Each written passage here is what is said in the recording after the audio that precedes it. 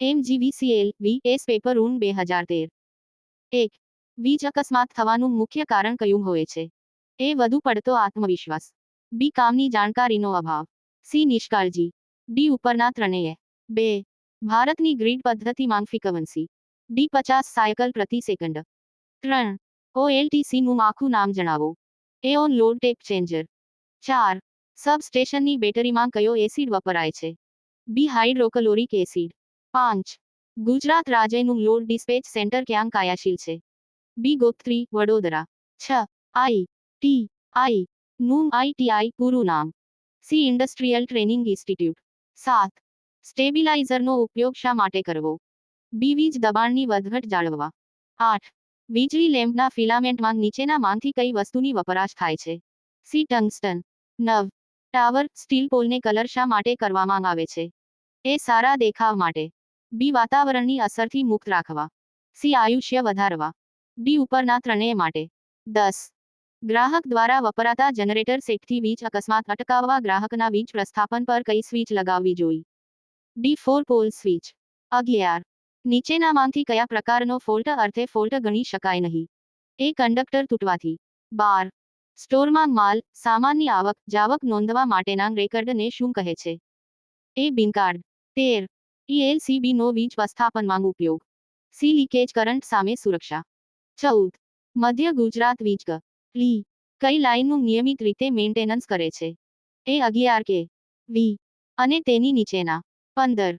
તાણિયામાં ઇન્સ્યુલેશનનો ઉપયોગ શા માટે થાય છે? એ. વોલ્ટેજ પસાર ન થાય. 16.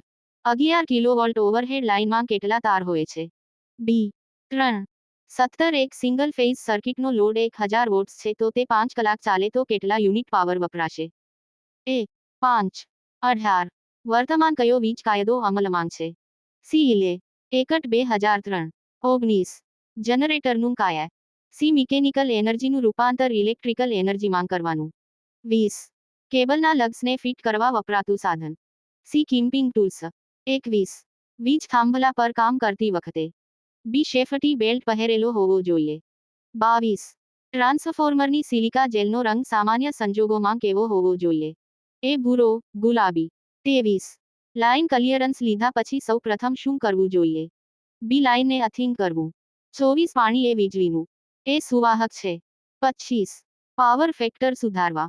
એ. કેપેસિટર લગાવવા જોઈએ. 26. અંડરગ્રાઉન્ડ લાઇન કરતાં ઓવરહેડ લાઇન ખર્ચની દ્રષ્ટિએ સી. સસ્તી હોય છે. 27. ટ્રાન્સફોર્મરમાં ઓઇલનો ઉપયોગ એ. કુલિંગ માટે થાય છે. 28. ગુજરાતના હાલના ઉર્જામંત્રી શ્રી એ. શ્રી કનુભાઈ દેસાઈ. 29. વીજ દબાણનો મૂળભૂત એકમ. સી. વોલ્ટેજ. 30. સમાંતર વીજ જોડાણમાં વીજ દબાણ કેવું રહે છે? એ. સરખું. 31. મેગરનો ઉપયોગ. સી. ઇન્સ્યુલેશન રેઝિસ્ટન્સ માપવા. 32. ઓહમના નિયમ પ્રમાણે BV બરાબર IR. 33. આ સંજ્ઞા શું દર્શાવે છે? એ. આર્થિક. 34. હોટલાઈ મેન્ટન્સ ગેંગનું કાર્ય. સી. ચાલુ લાઇનમાં મેન્ટન્સની કામગીરી કરવી. 35. ડિસ્ટ્રીબ્યુશન ટ્રાન્સફોર્મર 11 કિલોવોલ્ટના બે ફેઝ વચ્ચેના voltage. A. 11000 volt. 36.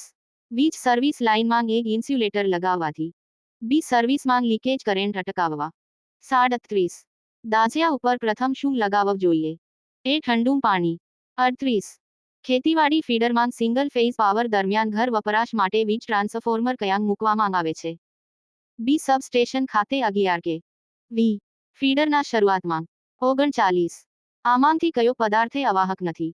C. Aluminium. 40. Do ફ્યુઝનું મુખ્ય કાયા. એ. ટ્રાન્સફોર્મરની સુરક્ષા. 41. ઓપરેટિંગ રોડનો ઉપયોગ. બી. ડી. ઓ. ફ્યુઝ સઠાવવા ઉતારવા. 42. વીજદબાણ માપવા વોલ્ટમીટર. બી. સમાંતર જોડવામાં આવે છે. 43. સાથી કર્મચારીને ઇલેક્ટ્રિક શોક લાગે ત્યારે પ્રથમ શું કરવું જોઈએ? સી. વીજ પ્રવાહ બંધ કરવો. 44. નિયોન ટેસ્ટરનો ઉપયોગ હળવા દબાણની લાઇનમાં શેમાં થાય છે? એ. પાવર સપ્લાય ચાલુ બંધની ખાતરી કરવા. 45. એક HP એટલે સી. 746 વોટ. 46. પોલિમેરિક ઇન્સ્યુલેટરના ફાયદા. સી. પંચર થતા નથી. 47. વીજગ્રાહકના સ્થાપન પર વીજ મીટર સંલગ્ન ફ્યુઝ સ્થાપન પર ક્યાં હોવું જોઈએ? બી. મીટર પછી. 48. વીજ ટ્રાન્સફોર્મર્સની ક્ષમતા કેપેસિટી શેમાં મપાય છે? એ કેવીએ 49. વીજ લાઇનની જાળવણી ક્યારે કરવી જોઈએ? ડી સમયાંતર 50. ટ્રાન્સફોર્મરમાં ગ્લુકોઝ રિલેનું સામાન્ય સ્થાન કયાં હોય છે? એ ટ્રાન્સફોર્મરની મુખ્ય ટાંકી અને કન્ઝર્વેટર ટાંકી વચ્ચે.